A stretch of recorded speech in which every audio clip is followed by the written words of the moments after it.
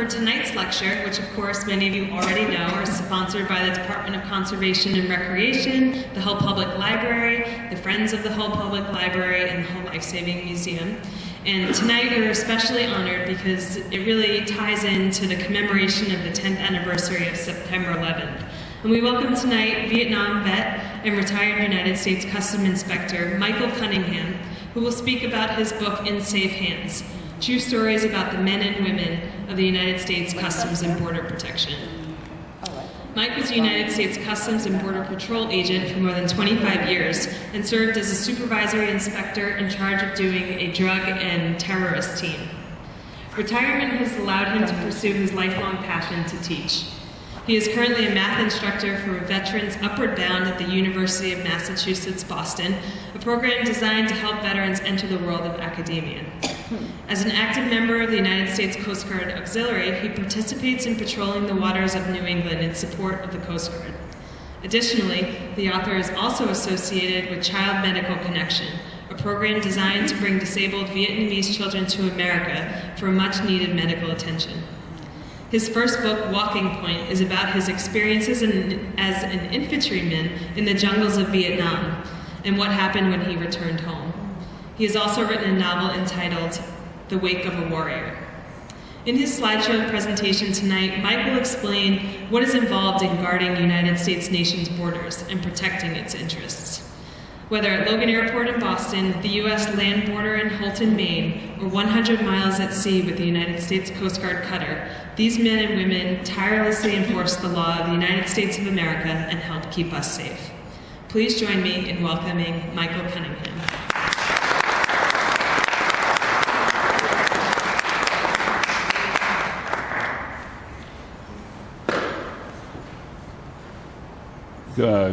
Good evening, everybody. Just a little bit of introduction. I am going to talk about In Safe Hands this evening. This is my first book, Walking Point. I wrote that maybe 15 years ago. It was sort of, thank you. You're much taller than I am. Yeah. Writing that book was cathartic for me. I wrote it, and that was the end of my days as an author. But then after working in customs for 25, almost 30 years, doing drug work and terrorist work, I realized I had some more potential for another book, which I wrote this, In Safe Hands. Originally this book was, and I'll get into it, but originally it was 50 stories. But once it went down to headquarters in Washington, Customs asked me to delete 9 of them because of the sensitivity of the material, which of course I obliged, because I wouldn't want to compromise, giving the bad guys any information that they could use. So this book is 41 stories, real stories, true stories about my personal experiences doing drug work, anti-terrorism work, whether it's all over the country. And that's what my slideshow is about. But those 9 stories kept bouncing around in my head. And I said, I still want to do something with those 9 stories. So I wrote this book, Wake of the Warrior. This is a novel, historical novel, with the emphasis on historical. And it's about maritime terrorism, right here in New England waters, from Bar Harbor to Portland, Maine, to Portsmouth, to Boston. And I'm just finishing up right now the sequel to this book. It's another novel, but it's just, like I said, it's a sequel to this, and it's based right here in the Boston area, again, about terrorism. So, having said that, how I started in customs is, it was sort of on a lark. I was working on the Boston pilot boat right out here offshore, and working on tugboats, pushing barges up and down the coast. But we just had a 3rd child, and says, I was gone all the time. So I said, maybe I should try to do something about trying to come ashore. And so I went down the Cape Cod Canal, and I was interviewed by the Corps of Engineers. and I have a 100-ton license, so they were going to hire me to run the tugboat out of the canal, but I had to wait 6 months until the other guy retired. So I came back up to Boston, and I talked to Customs, and never thinking they were going to hire me, and they hired me that very day. And I said, geez, they must recognize some kind of talent that I have that I didn't never recognize. And that wasn't the case at all. What they were doing, they were filling a quota for it's called VRA, Veterans Readjustment Act. So they hired me just to fill a quota. But that's how it happened. But I was just hired as a file clerk, and over the years I worked my way up to inspector. Then I became the supervisor of the drug team, and then the supervisor of the anti-terrorism team. And that's what I was before, when I retired a few years ago. So, getting into, now I'm just going to tell you a bunch of sea stories. You know, I have this PowerPoint. Everything that I discussed tonight comes from this book. All the pictures are in this book, and all the stories. And so, and they're on sale and back if you'd like, you know. So, but here I go. Right here, this is, and any questions, please just ask me. Just stop me and I'll answer them immediately. But this is Conley Terminal down in South Boston. This is where all the sea containers come into the port of Boston. And the sea containers we know are high risk. So what we do, this is the X-ray truck. And here's the boom here, and this is the container. We try to inspect every single container that comes into this port, into the port of Boston, and we actually the container pulls up, and then the X-ray truck runs alongside of it, and you can actually, and we have monitors inside. You can actually see everything inside the container. Okay. In addition, there's a radioactive, there's a meter on board the X-ray truck, a radiation detector. So it's quite effective. And I'll discuss tonight, there's 3 things that in my opinion are real high risk to America. And one of them is containers, and specifically reefers. Reefers is nothing but a refrigerated container, but it's like, say, shrimp coming from Thailand. But the walls of the container are like, say, 6 inches of styrofoam. So we've had it before where they rip out the styrofoam and put like drugs or put money. They can put an explosive, a dirty bomb in there also. So. But we, like I say, that's the whole purpose of these X-ray trucks and the radiation detectors and everything. Hopefully, we have containers under control. Do these systems sniff the drugs? No. We have dogs, you know, the drug dogs. We have bomb dogs too and everything. But no. This X-ray truck is specifically for looking for dirty bombs. Okay. Most people have heard of the Ramsland? No? Ramsland Valhalla, the IRA. See, there's the Valhalla. The Valhalla sailed out of Gloucester, Massachusetts a few years ago with weapons, you know, with guns and explode, you know, hand grenades and flak jackets and everything. The whole plan was the Valhalla was, and it was by the IRA and a few people that were. It's a familiar name to everyone. But the Valhalla sailed from Gloucester over to Ireland with all the weapons and everything. Okay, unbeknownst to them, we were monitoring their traffic by way of satellite. As they were crossing over the North Atlantic, we were watching their movements by satellite. We knew what they were doing. okay?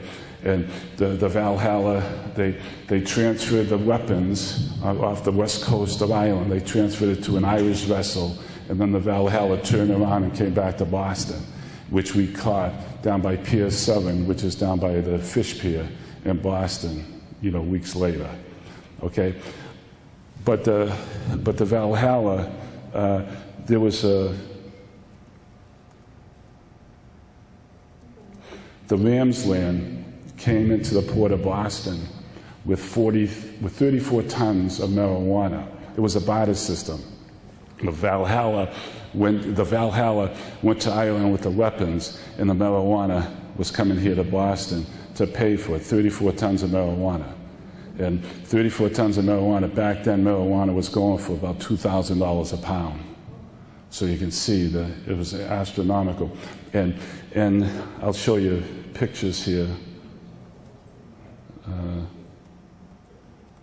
Okay, there's some of the marijuana right there on the Coast Guard base in Boston. It was 34 tons.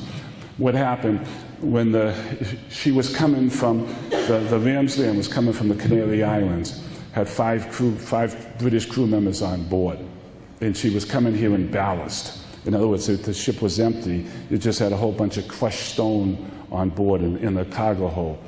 So when we picked her up off of the graves, and we escorted her into the Coast Guard base.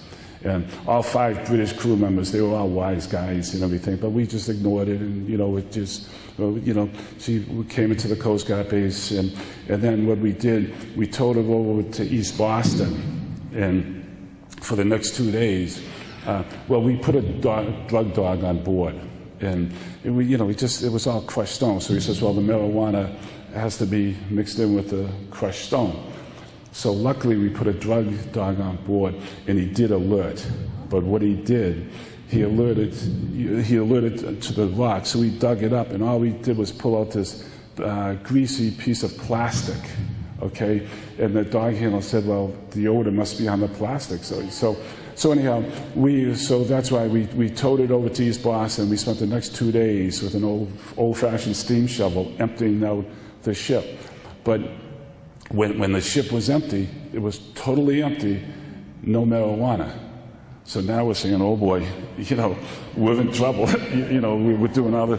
So we got out the blueprints of the ship, and we knew that, we're standing in the hull of the ship now, and it's empty. It's like this. It's empty. And we're saying, boy, what's going on? So we pulled out the blueprints, and we knew, right, and I'll show you the picture instead of. See that manhole cover? You can see all the crushed stone. Well, that manhole cover, we found it because we looked at the blueprints and we said, well, there's supposed to be a manhole cover right here, but there wasn't anything. It was just cement, a nice smooth cement. So we got out a sledgehammer and we just smashed the cement, and sure enough, we exposed this manhole cover. And what it is, it's called double bottoms. You're standing on the hull of the vessel, but still there's it depends on the ship, there's 6-8 feet below that where, for the fuel tanks, the freshwater tanks and everything. So we open up the, you can see it, we are taking pictures through the stages. And that's the manhole cover that we exposed.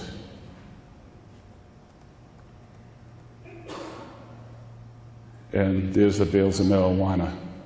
Once we pull the manhole cover off, see, there's the bale of marijuana.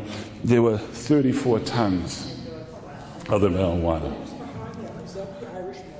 It was the IRA. The Irish. Was there anyone in this set, like the Irish mob in Boston? Yeah. Was there like the Whitey Bulger? Yeah. James McIntyre was killed over this. James McIntyre. How did you get all of it out, though? Did somebody have to go down? Yeah. Oh. It took us days. It took us days to. Yes, sir. For a sense of proportion, how large is a bale of marijuana? Oh, it's all different, but they were like what, 4 foot long, 2 foot wide, 2 foot high. It's all different. But it's, like I said, it was 34 tons. Yes, ma'am? Yeah, I always have a question. When you see all these ships, you know, coming into the harbor, and sometimes I see them coming in with nobody around them, are they automatically on Coast Guard of Boston's cameras? Because I realize that you probably have cameras all over the harbor. Are they checking them? Are they stopping them before they get close enough to do something? We used to say, we used to treat everything an arm's length transaction. We know, you know, by law now, they have to, before they come here, they have to transmit, you know, where they're coming from, what's their cargo, the crew members. So we go through a vetting process, and we say, we want to introduce ourselves to this ship. So, you know, with like my team, the drug team, with the Coast Guard, with state police, and I'm going to show you different stories here. We will go offshore and we'll board them. We've boarded ships 100 miles out at sea, you know, and we operate different from, like, say, the Coast Guard. The Coast Guard has to follow a protocol about, you know, giving people 24-hour notice before they board a ship. Like I told the Coast Guard, you know, like I told the captain of the port, we don't operate like that way. He said, well, when do you tell them you're coming on board? I says, when we're going up the gangway, you know. I mean, it's the element of surprise. You don't introduce yourself. You don't let them know you're coming. You know, you just get out there. Because we're still very vulnerable, being that you can come that close to a major city. Even more so now. Yes, Barry. Were the crew cognizant of what they were carrying? We arrested all 5 British crew members. We prosecuted them. They were all found innocent. We deported them by British Airways one night, and they were all laughing and sneering at us as they left. But that's the system. Like I tell my guys, you do your job, and you know, obviously the U.S. attorney couldn't convince a jury, and that's okay. You have to live with it, you know. And they all left. Did they know? Yeah, they knew, you know, but we couldn't prove it. So, okay, so I think I explained about the Ramsley and the Valhalla.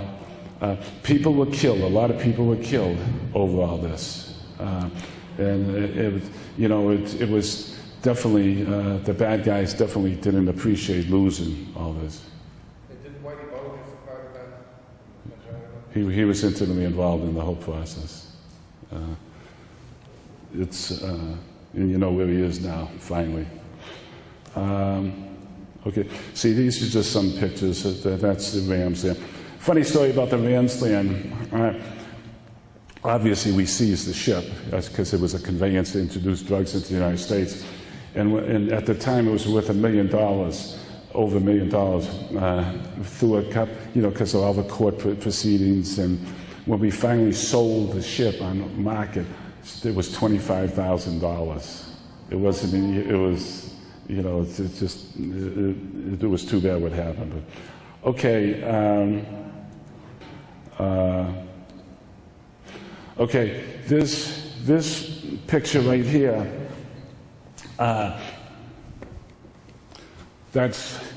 this is what they call a bean sprout washing machine. This was, that's me right there with a hammer in my hand. What happened, one day we got a call from, see, we worked closely with the state police, you know, a whole bunch of different agencies, but on a daily basis, state police, Coast Guard, and Customs, we work closely, and we always worked with DEA, CIA, FBI, but with the state police and Customs, we always worked on a daily basis. We were partners, and I got a call from my buddy from the state police saying that he received this weird call and he really didn't know what to do about it. So we got together, and what happened, there was a guy in Chinatown, and he heard there's someone at his door, and it was a mailman. So he went out and he grabbed his mail, and he opened up the letter, and it was like a bill of lading from China. You know, a bill of lading is just a shipping document, you know, and it was saying about a bean sprout washing machine, And he's looking at it, and he says, I didn't know what any beans about washing. Well, what's going on here? So as he's looking at it, perplexed, there's a knock on the door, and there's some wise guys from Chinatown. And they told him, go pick this up. It was in a warehouse in Chelsea. And they told him, clear this through customs and pick it up. And the guy said, the guy's going to do exactly what he's told to do, because these guys are bad guys. So he called his lawyer. And this guy wasn't a sweetheart either. He had been involved in different things. But this guy had called his lawyer, and the lawyer told him, you better do exactly what they tell you to do, otherwise you're going to get whacked, So he started to do it, but then the lawyer thought about it. He said, wait a minute, now I'm involved in this, So what the lawyer did, he called him back and said, wait a minute, let me make a call. So luckily he called my buddy at the state police, and my buddy from the state police called us. Then we rode up to Topsfield, the state police barracks up there, to interview this guy. And then it all came together that we knew something was amiss with this shipment of this bean sprout washing machine. So we waited several days until because it was offloaded on the West Coast, and it was shipped by rail and truck to this warehouse in Chelsea. So this is us just taking the cover off it, and the thing was empty.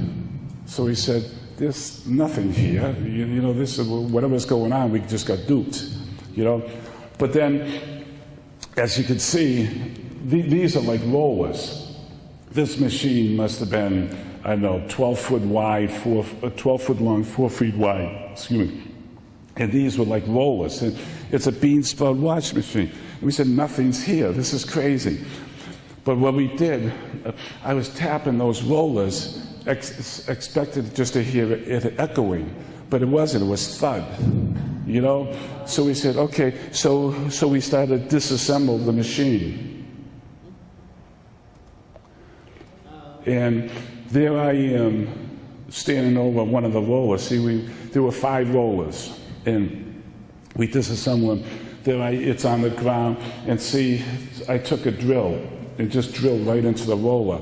And I was standing right over the roller as I drilled it, and my drill broke through, and a big cloud of white powder came up in my face. And I said, "Holy mackerel! If I get drug tested now, I'm in trouble, But we tested it, and it was pure heroin. It was like in the 90%. Okay, so just to show you some pictures on this one. See, there's another picture of the bean sprout washing machine. There's 2 rollers there. Let me go back here. Now, there's one of the rollers. What we did, we took the 5 rollers. We did this clandestinely too, because we were trying to do a controlled delivery. We wanted to get the bad guys. Okay, so we took these 5 rollers, and we we're all in unmarked vehicles, civilian clothes. No one knows who we are, and we brought them over to a machine shop. That one of us, it was a relative of one of ours. We brought it over to a machine shop, and we asked them if they could cut off the end of one of them. So they put on a huge lathe, and here's the end. They cut it off. And on the floor here, these are all what they call units. They're 800 grams of heroin in each one of these little boxes that you see on the floor. There was, between the 5 rollers, it was 183 pounds of almost pure heroin. And street heroin is like 6 to 8%. This was like in the 90%. So once they stepped on it, you had hundreds and hundreds of pounds of heroin. So what we did, I won't get into the legality of it, but everything was legal, but it was, but what we had to do, we had to replace, we took out 182 pounds of heroin, and we left 1 pound of heroin in the rollers, and we replaced it with 183 pounds of sand, 82 pounds of sand. So the weight was the same. Now, instead of being 90% pure, it was, 1% pure, but whatever, it's still the weight is for prosecution purposes. And so we put it all back in the crate, we put it back in the warehouse, and we waited days for them to pick it up. Finally, they came in a rental truck. 2 Asians came, picked it up, and took off. And I won't get into everything, but they rode down to Chinatown, and they dropped the truck on the side of the road. Just parked it.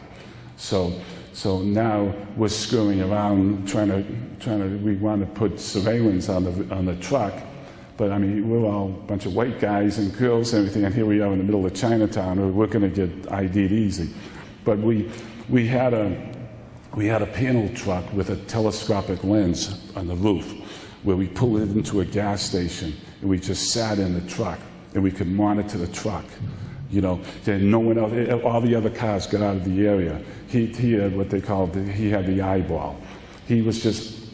We had people in that panel truck that kept monitoring that truck. And it sat there all day. So the next day, and mind you, this is logistically, this is a nightmare. But the next day, the 2 Asians got back in the truck and took off. And we said, beautiful, it's finally going to go down. So we all started moving in. They turned around the corner, parked the truck, got out, and walked away. Now everyone's leaving the area again. And they left the truck there for another whole day. Finally, the next day, they jumped in the truck, and they took off. And we followed them. What happened? We put in a device on the top of on the lid of the crate that if they once they open up the crate, it would go off electronically. We would know that they were tampering with it. Well, they put it in the. They took the crate and they drove it all the way up to New Hampshire. And we're following them all the way up 93. And we're saying, what's going on here? As it's going on, the device went off. We said, they're opening it up. And we said, they can't be opening it up. It's in the back of the truck. This is crazy. And he said, well, it must be going over all the bumps and everything. That's what happened. Anyhow, they went up to New Hampshire, turned around, came back, went down the south end. We lost sight of it for 10 seconds, but we thought, because it went into a little courtyard, and we couldn't go in because we'd be spotted. So we thought we saw something happen there in the courtyard, but we weren't sure. Anyhow, then they took the truck, brought it down to South Boston by the T station there in Andrew Square, parked it, stayed there for another day. It wasn't until the next day where it's actually all the arrests went down. We raided a house because the bad guy came down to pick up the truck. We raided the house that we knew. A couple guys went in and everything. And then when we went in the truck, all the rollers were gone. And we had it on surveillance the whole time. And what happened, on the way up to 93, they pulled off, on the way up to New Hampshire, they pulled off of 93 at Montvale Ave, the McDonald's there. And we knew that they went through McDonald's. We thought they were just going through the drive-through. They had 2 guys waiting for them in the parking lot that jumped in the back. That's why they went all the way up to New Hampshire. As they were driving up to New Hampshire, they were disassembling the machine. So they had all 5 rollers right at the back of the truck. Okay, when they pull into that courtyard, they threw the rollers out. We had lost it, And the only reason why we caught the bad guy the next day, he wanted to come. He was taking some of the rollers that he thought was full of heroin, which was really sand. But he was taking some of the rollers, and he was going to go down to New York with them. But he went back down to South Boston because he wanted money. He wanted the salvage money from the metal of the, he was quibbling over a few bucks, and that's how he got caught.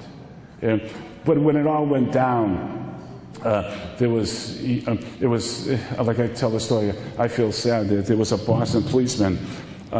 He was on detail at a construction site, And when it happened, we actually had a chopper come right in over the building, and we're running from all over from every single different direction. And we got shotguns and machine guns, and the Boston policeman is just looking at us. He didn't know what to do. You know, if it was a movie or what, you know. And I always felt sorry for him, saying, Jesus, guy. But it's, so let me see if, it was, like I said, it was 183 pounds.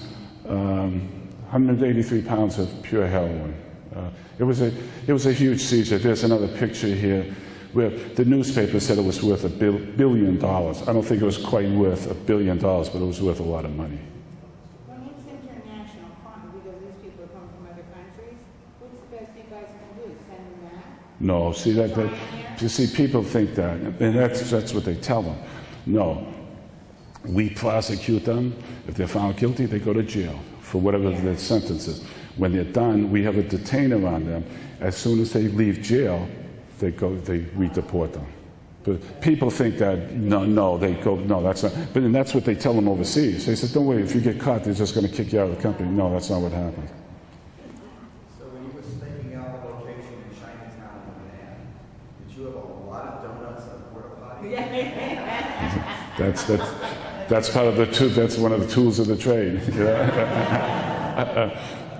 Actually, the state police had this huge command vessel, like a command vehicle, that we parked a few blocks away, where you could go in there and use the facilities. It's funny. This is an honorable profession, and we do a great job. But if you really knew the story behind the story, it's sort of like the Keystone Cops. You know how things happen, but we always know how to adapt. We always know, okay, that went south, but okay, this is Plan B. So we always know how to overcome. Say, oh, someone dropped the ball here, but someone, because we're professionals, and it's true. I mean that sincerely. That's why, just to become, get on the drug team or something, you would go down to the academy down in Georgia for 2 months, and then you're constantly going back there every single year, for more training all over the place, and there's in-house training. So that's our big advantage over the bad guys. We are true professionals. We know how to read situations. We know how to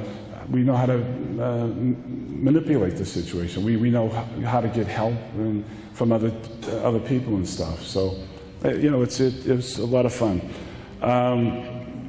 Any questions on that one? This ship is called the Solomar. She was a tanker coming from Peru with all Peruvian crew members, and my partner and I, there was just 2 of us.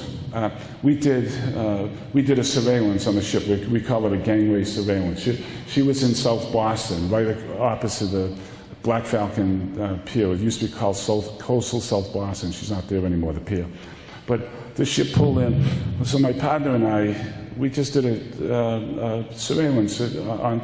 We had coveralls. We made believe like we worked at the terminal, the oil terminal.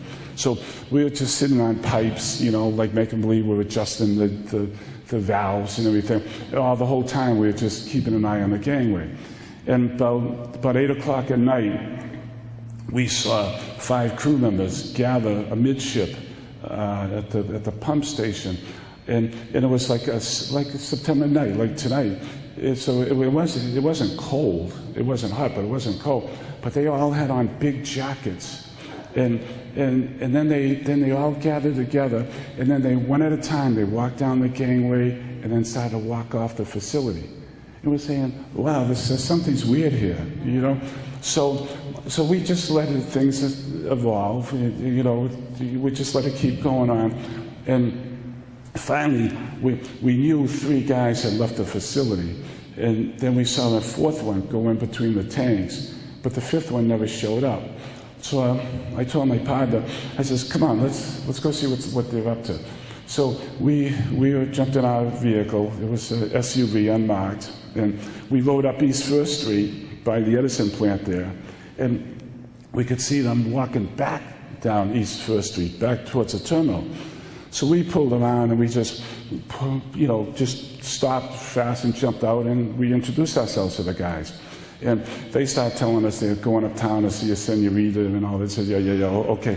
So we just, there was only 3 of them there. And the 4th one was on the other side of the street, walking up East First. So I told my partner, I said, go get him, bring him over. So my partner whistled at him and said, come here, and the guy bolted. So my partner took off after this guy. There's just 2 of us there. He went after this guy. So I backed off. I got off the sidewalk, I got on the street, and I told the 3 of them just to get on there, sit down against the wall of the building. So my partner grabbed the 4th guy, brought him back. Now there's 2 of us and those 4 guys. The 5th guy, we still didn't know where he was. But then I told my partner, start patting him down. And as soon as he started patting him down, he unzipped his jacket, and you could see the bulges through his sweater. So he pulled up the sweater, and when he did pull up the sweater, a big brick of cocaine fell on the sidewalk. But at that, the guy suckered my partner and hit him in the face. And then, so those 2 were having a little fist fight. So I I got away. I pulled out my gun and just left it by my side, and after that was done, then I called for backup, and no one was in the area. So I told our sector communications to call the state police and have them bring the sector car over. It's called Sector G, which is out of South Boston.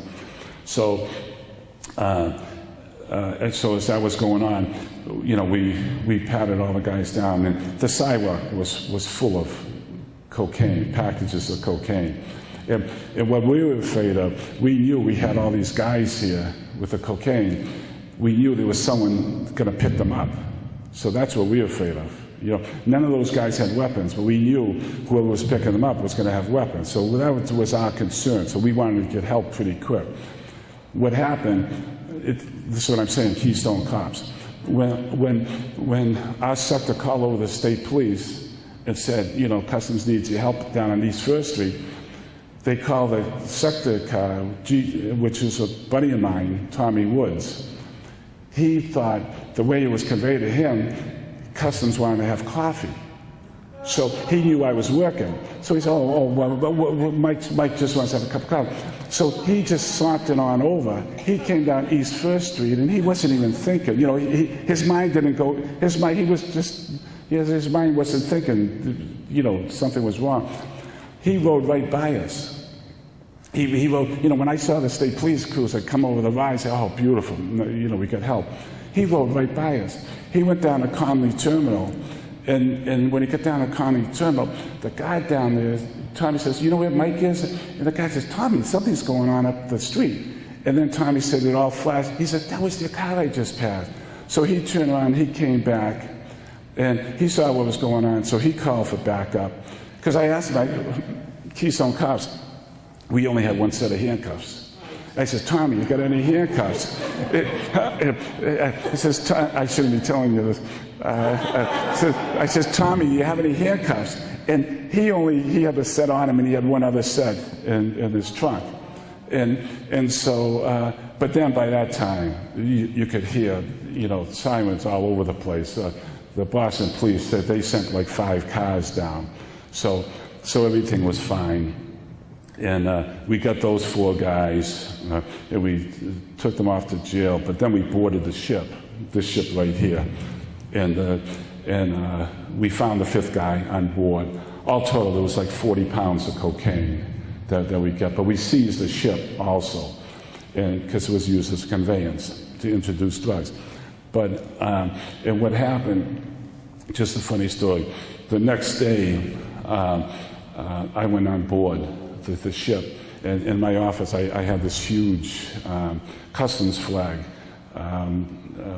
hanging on my wall. Well, I took the customs flag and I brought it aboard the ship, and I told the captain, I says, we brought it out to Anchorage number 2 to get it away from the dock, and I told the captain, I said, so we're going to raise this flag up your yard arm, you know? And he said, no. I says, and I knew what I was going to do, but I was just going to entertain him. I says, what do you mean, Captain? Why can't I? He says, I'm the captain of the ship, and I don't want that flag on my ship. And I said, you got me there, Captain. You are. You do have your captaincy here. I said, but I tell you what, you are the captain, but I'm the fleet admiral, and I'm raising it. And I did. We raised it up there. It was just, you know, bragging rights. You know, just it was insulting to him. But he deserved it because he knew if he had proper gangway watch, that cocaine would never have gone on a ship. But that's the ship right there. That's, like I say, that's the Coast Guard. That's a 41-footer.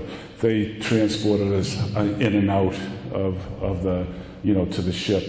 We kept the ship until they paid over $1 million fine, and then we let the ship go. And all 5 guys, they did go to jail for 7 years. We were in the McCormick building for a week. Each one of them had their own lawyer. And they tried to rip us apart, my partner and I, about, you know, we didn't have search authority and all that stuff, but they were all found guilty and all went to jail.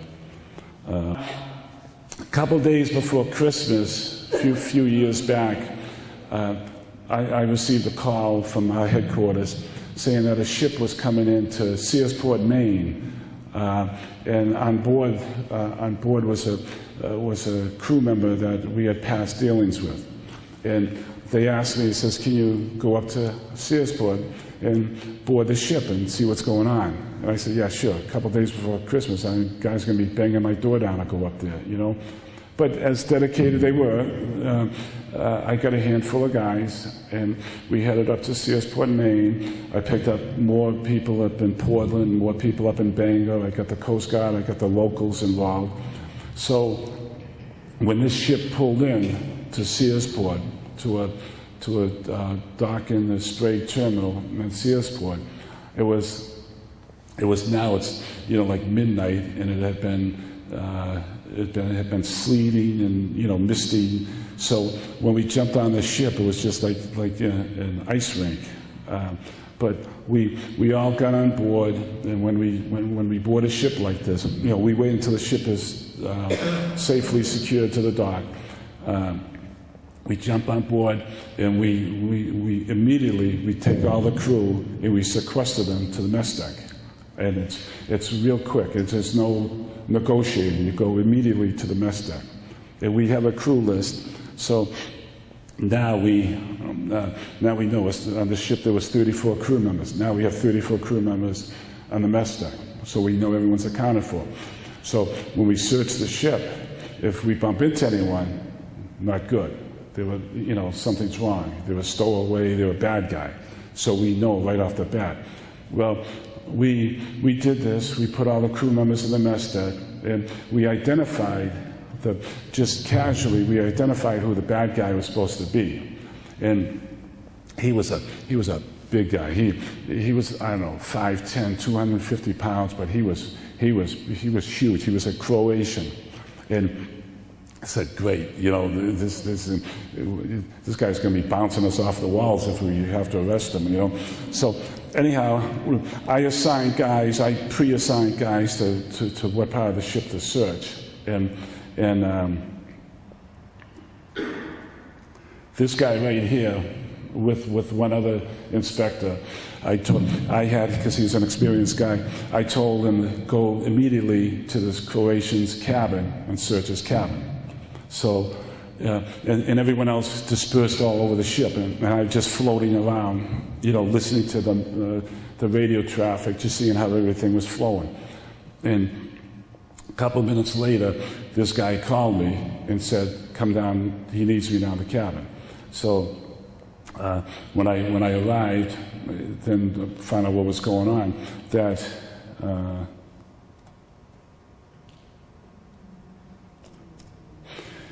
here's the seaman's bunk, right here. This is his bunk, and underneath it was like drawers that you pulled out where he stored his socks and everything. Well, this inspector had pulled out the drawer, and he looked in, didn't see anything. He pushed it back in pushed it back in. And then he told me something flashed through his mind, because I used to always say, you just don't peek in. Just take your flashlight, stick your head in there. Look, I mean, there's not going to be a sign there that says drugs, you know. So he said something flashed through my mind. Says if Cunningham was here right now, he'd boot me in my ass for not looking properly. So he pulled the drawer back out. He stuck his head in with his flashlight, and he said in the corner he saw a big plastic bag. It looked like aspirins and stuff. And he knew it was what we were looking for. We knew about this guy. It was ecstasy we were looking for. Okay? So that's when he called me. And what we did, so he was like, here, look in the far corner, he could see it. We had this is the headboard here. We ripped this board off here, and then you could see this whole thing was full of ecstasy, which I'll try to show you. See it right there? That's all ecstasy. There was 100,000 tablets of ecstasy there. And at the time, they were going between $50 and $80 a tablet. So that was like $5 to $8 million worth of ecstasy.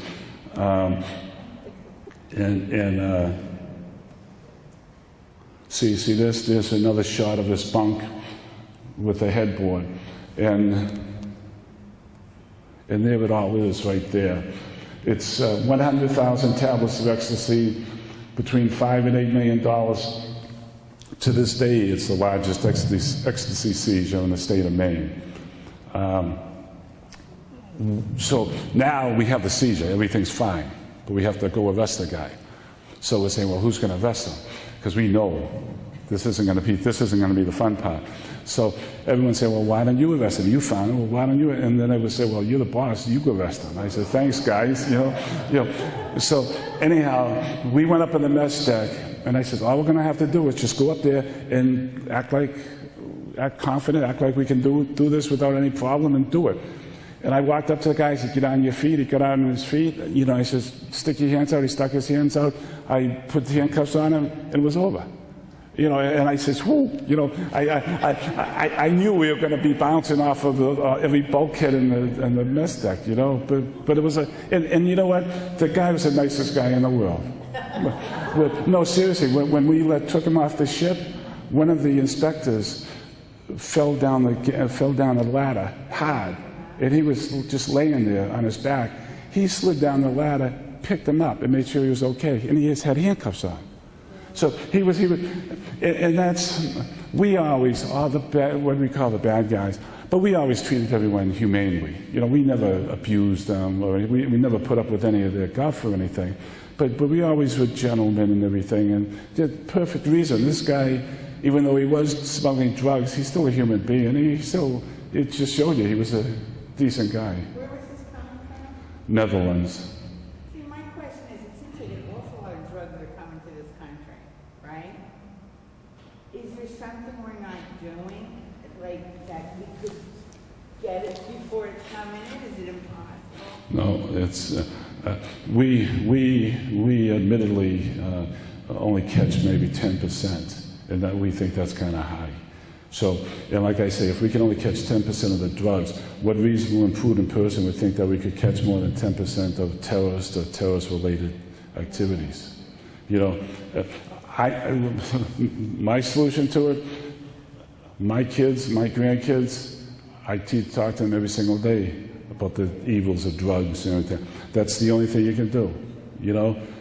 We're never gonna, the only way you're going to stop drugs is you know, seal off the borders, and then the whole system of life is gone, you know? So it's supply and demand. As long as the demand's there, the supply is going to meet it. Is the ecstasy made in this country?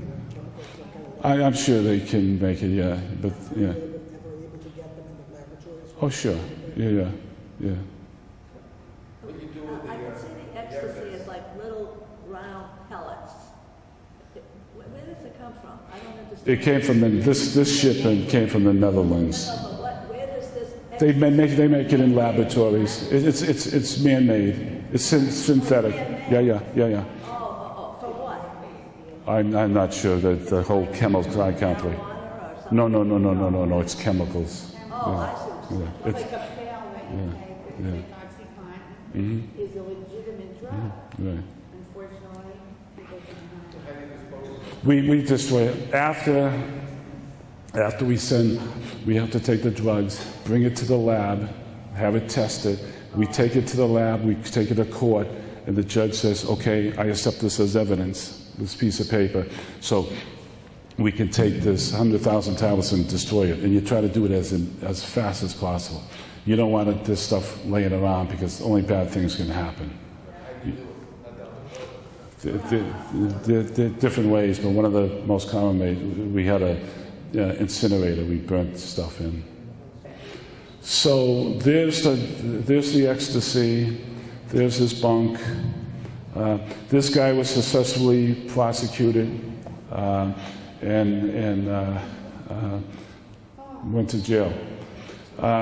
This is a seizure. This is a seizure at the airport. Anyone know what this is? It's called khat, K-H-A-T. And what it is, it's a natural plant. It's indigenous to eastern coast of Africa, Kenya, Somalia. It's a hallucinogen. What they do, it's just like LSD. It's natural LSD. What they do, they chew it. It's mostly goes to Lewiston, Maine, Portland, Maine, to the Somalian communities here in this area. But we get flooded with this stuff. And what it is, they usually take it and ship it to England. One of the big places was Newcastle, England, an old town, high unemployment. They go over there and they enlist people that are unemployed, white guys. They give them 2 bags full of khat. Give them some spending money, tell them they're going to introduce themselves to a cute girl over here, free vacation, all that stuff. One story I'll tell you on this one, that these bags were put through the x-ray machine, and they always come in twos. There's always 2 guys, they both have 2 bags, 50, 100 pounds each. So that we caught the one guy. I asked him, I said, where's your partner? He said, I'm traveling by myself. After a couple of minutes of attitude adjustment, he told us who he was traveling with. We went out in the lobby. He was gone. So I said, well, where were you going to stay? He told us the hotel. I called the hotel. I talked to the desk clerk, and I said, do these guys have reservations? He said, not only do they have reservations, one guy just checked in. Okay, so we jumped in the car, went over there, found out what room he was in. We knocked on the door. He immediately opened up the door, and he was standing there with the 2 bags. And he says, I was waiting for you guys. And he says, okay, let's, and it was that easy. But the thing is, people say, well, khat, it's not heroin, it's not cocaine, it's not that bad. All the proceeds from this khat funds terrorism. And it's big money. So it is a serious problem. But that's a lot of people haven't heard of khat. See, there it is again. Okay, here's an LNG inbound Boston. I could tell you numerous stories about the LNGs. Like I said, one of the biggest threats, in my opinion, are reefers. The second threat is the LNG. The LNG there's been a million different studies about what happens if there's a leak or an accident or a terrorist act. And it depends on who funded the study, depends on what the results are. But anyway, it's not good. And I'll tell you, we usually board the LNGs offshore, like 20 miles offshore. And this one time, we went out there. It was the Coast Guard, Customs, State Police. We had the dive team. We had the bomb squad, everyone. We boarded the ship offshore. We dived on the ship, looking for any parasitical devices attached to the hull, because they smuggled drugs in there all the time attached to the hull. And so we went on board and we were searching the ship, and we know, and it's not a state secret anymore, we know plenty of terrorists. Remember the terrorists they caught up in the state of Washington? They call him the LA bomber, LAX bomber. He came in on the Mustafa Ben Bulad, an LNG that came into Boston. He was a terrorist that came in. So anyhow, and there was a lot more that it's public knowledge now. But so what I did when we were out there, we made sure the ship was clean before we let it come in. But I told a partner, one of the guys that worked on the team, I said, go copy, get the passports. There were 40 guys on board. I said, get the passports and copy the biographical page. It's a page with a picture and all the pertinent information. So he said, what do you want to do that for? I said, just do it. So he did. He copied all 40 biographical pages.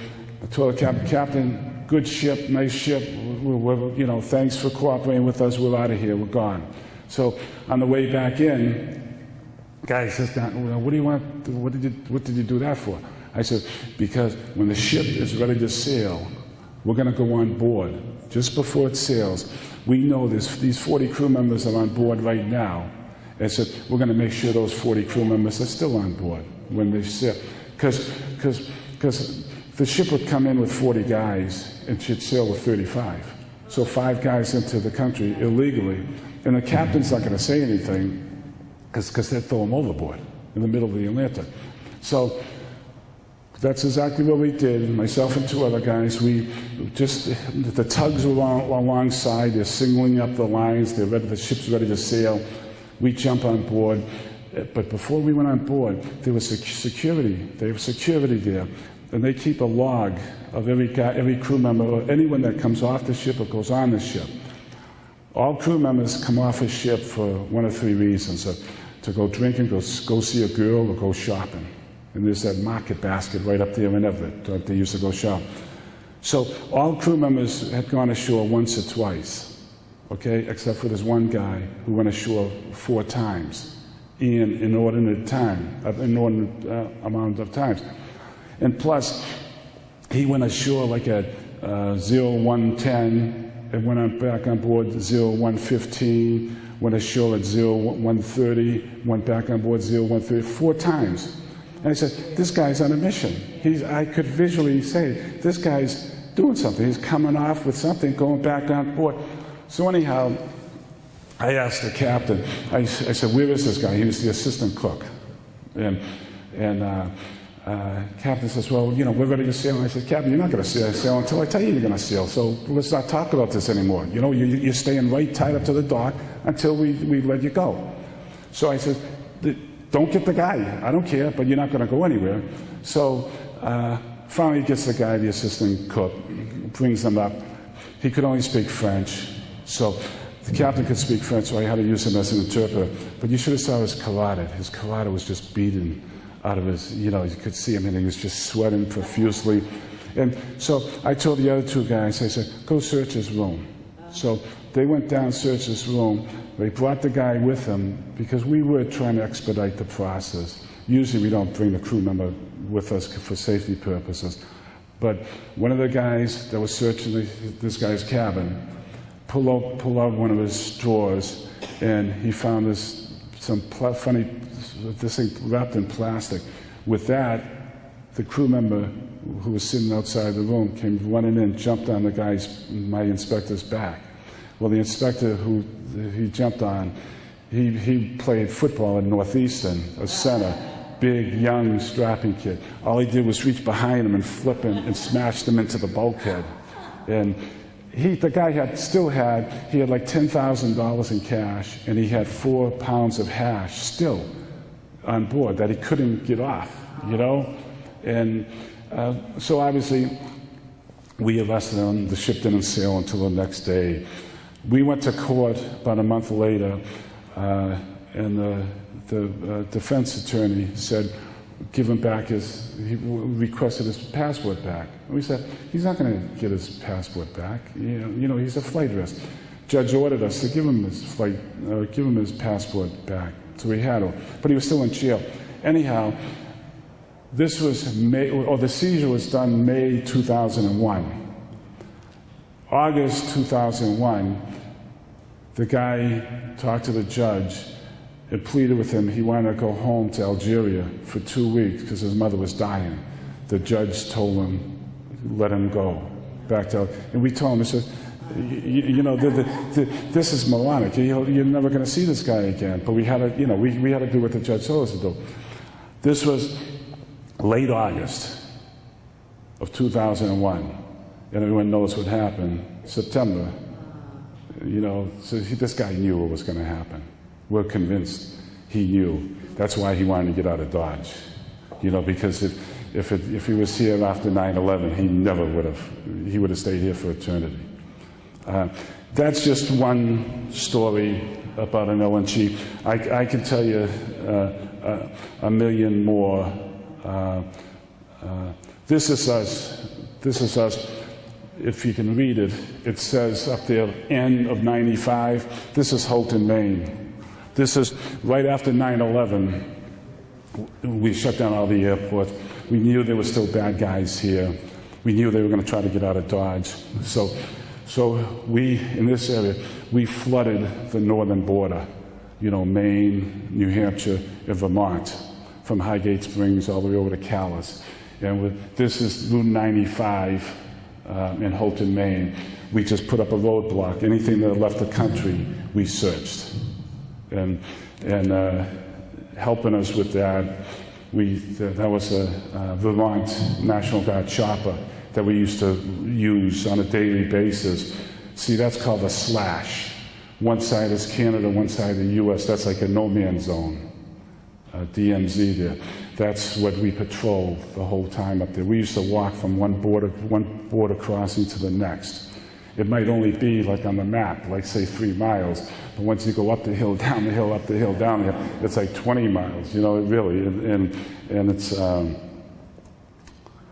this is a ship in Boston Harbor. Actually, it's going aground on Spectacle Island. That was the Barnacoa Zone 2. That's the pilot boat, the bow of the pilot boat that I'm on. There's a ship out at sea that we're getting ready to board. You can see the white water running off it. You know, that's the lee. He was making a lee for us, but you could just, it's hard to appreciate the sea conditions in that picture, but they weren't too good. There's a Boston pilot boat. We used to, like with the Coast Guard, we used to do what we call saturation boardings, and it's in the book. But like this is an old 133-foot Coast Guard buoy tender. We used to take, that was the White Heath. We used to like take her and send her out like 25 miles offshore and just have her lay to out there.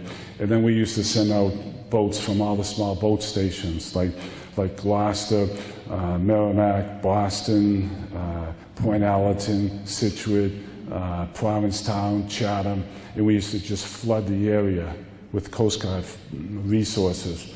And we used to board everything. And you know, this was just an enforcement action. And we used to catch a lot of things. So we used to have overflights, Coast Guard overflights from the Cape, spotting for us. And, you know, they saw a suspect and they would divert us to board. There's the 41-footer. This is the Pendant, the 65-foot harbor tug. We used to send her out like 10 miles. But they used to be the motherships for us because we'd keep the 41s on the way the whole time. And so they'd go on patrol for 6 hours, come in, jump on board one of the motherships, get some rest, get some shower, and another crew would jump on board and take off. So we just kept searching. In the last 4 years, have we gotten more or less security now? We're better, but it's still, and I'm going to address that in 1 second. Here's where they said it's that heroin I was telling you about, the 183 pounds. That's where the newspaper said it was $1 billion. Here's some divers. Remember I told you we had divers. Here's a couple of state police divers checking the hull. What they're looking for on the hull of a ship, they'll have like bilge keels. They're like fins coming out of the hull to help the rocket and roll in on the vessel. The bad guys, like in Venezuela, Colombia, they'll attach parasitical devices, torpedoes. All they are is like a 10-foot section of PVC full of drugs. They'll like attach them to the bilge keel, okay? And that's, so divers will do it, unknown to the crew. They'll attach them to the bilge keels. So the ship comes up here to Boston, up to Chelsea Creek.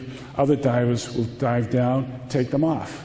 Okay, so now they've got a 10-foot section of 4-inch PVC full of cocaine, and no one knows anything. Okay, so like I say, if they're doing it with drugs, they can do it with explosive also. You know, so we have divers, and like I said, offshore, alongside the dock. We always put down divers to sweep the hull. Does the captain usually know about what's going on the ship? It depends. It depends. Like I said, there's three major concerns for me. It's reefers, it's the LNG, and then this picture. Has anyone heard of? And I'll end it pretty soon, right now. But has anyone heard of swallowers or packers? What they do, they swallow the drugs. They pack drugs, either vaginally or rectally. They insert drugs, okay? And again, if they do the drugs, they can do the same thing. We've had plenty of rectal, vaginal carriers, like with 4-6 ounces of drugs inserted. They can take 4-6 ounces of explosives inserted. You can go through the airport, and it just came out the other day. You know those big body scanners? They just showed that they're getting false reads all the time. It's showing people's sweat. It's showing that it's a false alert. That's why I say, someone can board an airplane and can go through all kinds of security, the X-ray machines, the sniffers, the body scanner. None of them can tell if you have 4-6 ounces of explosives inserted in one of your body cavities. You get on the plane, you go into the head in the stern of the after the plane, and just attach it to the skin of the plane. Hook it up with your cell phone. Boom. That's why I say, in my opinion, I'm an old traditionalist. I believe in having people there when people are boarding the plane, talking to people, look in their eyes. Make them sweat a little bit. But 99.9% of the people are okay. It's the 1-2 people on the flight, I want to talk to you a little bit. Step over there. And then I have other people over there to do a secondary on them. But that's, in my opinion, that is so much, and all that is human beings. Talking to another human being. You just say, wait a minute, something's wrong here. I used to ask people for their passports and stuff, and they'd put out their passport, and I'd just look at the passport, and then I'd look up at them. I'm turning up the heat. They'd be like shaking. The bad guys would be shaking. They'd finally just throw it at me because they'd be shaking so bad. You try to make them sweat a little bit. Anyhow, this is, I'll finish with this story. This is what they call eggs or pellets. This is you're seeing the intestines of someone right here. The blue are the eggs. They're full of heroin. Here in Boston, we get a lot of people coming from Africa, from Nigeria, from Ghana. They're swallowers. They'll swallow 100, 120. I think our limit in Boston was 140. It was over a kilogram, over 1,000 grams of heroin. And this night we caught 2 of them. And we took them to the hospital, and then they go in medical care, and they give them go lightly to make them go to the bathroom and everything. But this one person, why we have these pictures from Mass General, this one person he was obstructed, and the doctors were fearful of his life. So we had to rush this guy from the hospital we were at to Mass General. They had to surgically remove this stuff because his life, here we are, we're racing through the streets of Boston trying to save a drug smuggler's life, which I find kind of ironic. I'll just like to read two paragraphs on this one story, and then I'll end. But I'll answer any questions you want. What this is, I just want you to know the type of people that you do have fighting to keep this country safe. And this is Paul Baker was the commanding officer of the Grand Isle. It's a 110-footer out of Gloucester, Mass. And we did a whole bunch of what we call LE, law enforcement, with him.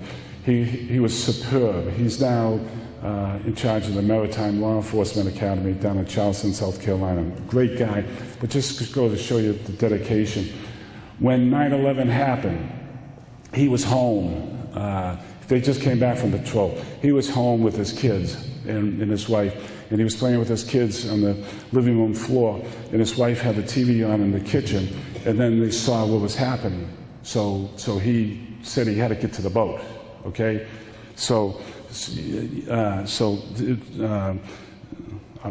I'm just setting you up there. Now I'll read this. Within 10 minutes of coming aboard the Grand Isle, Paul had his vessel underway and headed for sea. Where he was going, he wasn't sure. All he knew was that at a time like this, he belonged on the Grand Isle, and the Grand Isle belonged at sea. He called the radio watchroom in Boston and advised them of his status. He was underway in Massachusetts Bay awaiting orders. Shortly thereafter, Boston called on the radio requesting how long it would take Paul to get the Grand Isle underway for a trip to New York Harbor. Having just returned from a patrol the other day, Paul's practice was to replenish, restock, and refuel before anyone went home for a much-deserved rest. Therefore, the Grand Isle was ready to proceed to New York Harbor immediately. With adrenaline pumping through his system, Paul informed Boston he was underway, headed for New York. Boston was incredulous with Paul's reply, but much relieved. Paul had a quick muster with the entire crew and briefed them on what was going on. They were heading for New York at best possible speed, and when they got there, they would receive further orders. The entire crew was ready for battle. The excitement on board was palatable. The Grand Isle softly vibrated as she headed south and streaked through the calm seas. While still a good distance from the Cape Cod Canal, Paul radioed the Corps of Engineers run Control Center and requested emergency clearance through the canal. Control Center acknowledged Paul's request and told him they would have the canal wide open for his passage. Paul also told Control Center he would not reduce speed through the canal because of the situation. The dispatcher at Control Center advised Paul to make any speed necessary and wished him Godspeed. And this is how Paul and his crew on board the Grand Isle responded to the emergency of 9/11. Fine Americans indeed. And that's just, Paul Baker, the crew of the Grand Isle. They're just indicative of all the men and women who on a daily basis, 24 hours a day, 7 days a week, holidays, whatever, they are fighting as hard as they can to keep America safe. And, we're a couple days away from Sunday, the 10th anniversary, so you can bet your bottom dollar they're even more vigilant. So I'm going to end there.